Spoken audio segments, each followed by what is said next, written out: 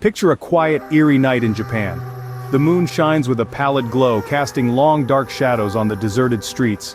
The air holds a biting chill, nipping at your skin, making you shiver in the cold. The silence is almost deafening, broken only by the occasional rustle of leaves in the wind. The streets are devoid of life, not a soul in sight.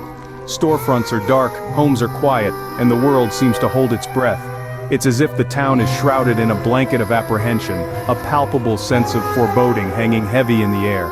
It's an unease that makes the hairs on the back of your neck stand up, a prickling sense that you're not alone, that something is amiss. It is in this chilling solitude that a vengeful spirit prowls, waiting for her next victim. Suddenly the silence is broken by the soft rustle of fabric. A woman, stunning and seemingly benign, appears from the shadows. This is not just any woman.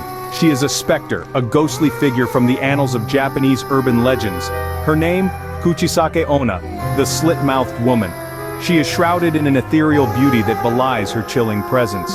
Her eyes, dark and mysterious, hold an eerie allure that's both captivating and terrifying. She's clothed in a simple yet exquisite dress that whispers tales of an era long gone. Her hair, black as the night around her, cascades down in a seemingly endless wave, shimmering under the pale moonlight. But what stands out the most is her mask, a plain surgical mask that covers the lower half of her face. It's an odd contrast to her traditional attire, a disconcerting blend of the old and the new. Beneath the folds of her clothing, she carries a concealed pair of scissors. They're not for cutting fabric or paper. No, these are instruments of death, sharp and gleaming, ready to carve eternal smiles on unsuspecting victims. As you stand there, frozen in your tracks, she starts to approach. Each step she takes is measured, deliberate. There's an unsettling grace about her, like a predator closing in on its prey. You can't move. You can't look away. The air around you grows colder, and you can hear your own heartbeat echoing in your ears. She stops a few steps away, her intense gaze never leaving yours. The world around you seems to fade away, leaving only you and the slit-mouthed woman. You can see your breath forming wisps of fog in the frigid air. The silence is so thick it feels like a blanket smothering the world. With a voice as cold as the wind, she poses a question. Am I beautiful? Beware, dear listener, for this question is not as innocent as it seems. The woman before you, masked and mysterious, patiently awaits your response. She has asked you if you think she is beautiful, and your answer is a matter of life and death. If you dare to say no, if you dismiss her beauty, her reaction is swift and deadly. With a flash of gleaming steel, she brandishes a concealed pair of scissors, and your life is abruptly ended, your last sight being her masked visage. But if you say yes, if you affirm her beauty, the true horror begins. Slowly, she removes her face mask, revealing a grotesque sight. Her mouth, once hidden, is now a gaping chasm, slit from ear to ear in a gruesome parody of a smile.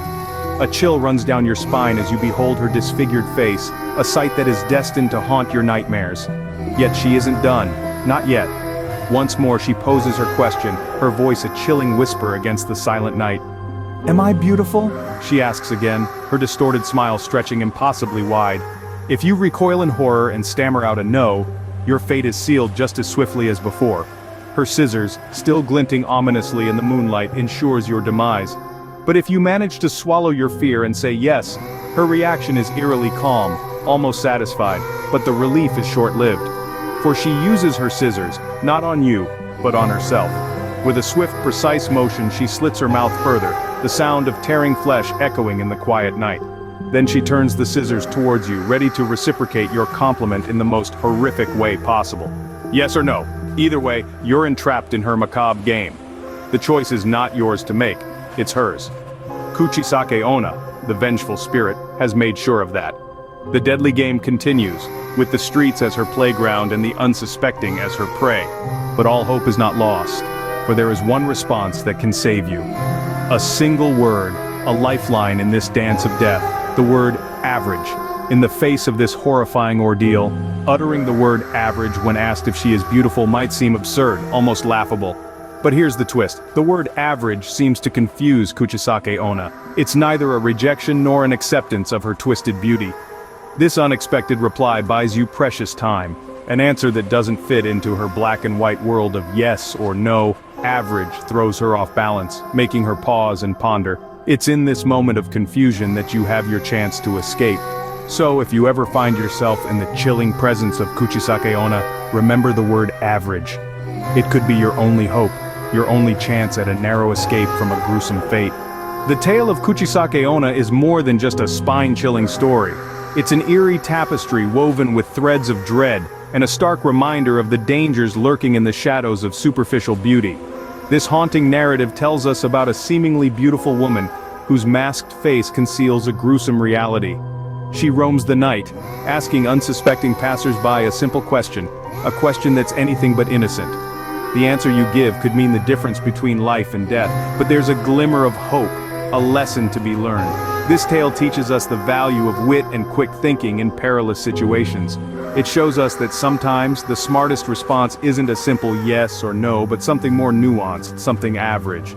So, the next time you find yourself in a situation where the stakes are high, remember the tale of Kuchisake-Onna. Remember, in the face of horror, sometimes the middle ground is the safest path.